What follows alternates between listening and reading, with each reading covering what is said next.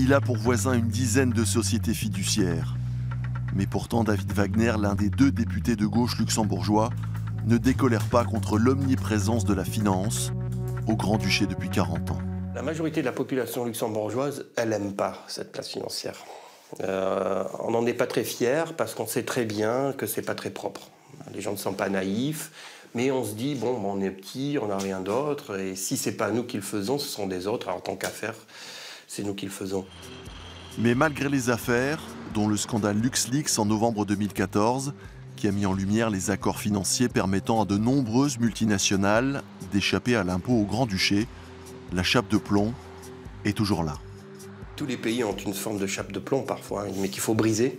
Il y a des gens qui ont un intérêt à ce qu'on n'en parle pas, c'est ceux qui en profitent vraiment, pas en tant que petit employé, petit salarié, mais ceux qui ont des gros intérêts. Ils n'ont évidemment pas intérêt qu'on en parle trop.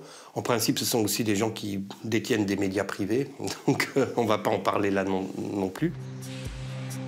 Il faut malgré tout en parler, et je pense que de plus en plus de personnes le comprennent, et comprennent qu'il faut en sortir et faire du Luxembourg un pays qui a un maximum d'autonomie économique possible. Pour un petit pays, c'est difficile, mais aussi qui repose sur des bases beaucoup plus saines et beaucoup plus solides d'une certaine manière aussi, quitte à ce qu'on vive différemment. Mais pas forcément moins bien, hein, mais la question va se poser parce que cette place financière, elle n'est pas éternelle. Donc ou bien on se prépare, ou bien elle disparaîtra d'elle-même, et là ça va être très dur.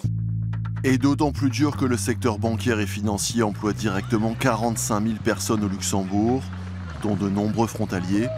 La recherche désespérée de nouveaux secteurs d'investissement par le gouvernement du Grand-Duché montre parfaitement la fragilité du modèle économique actuel.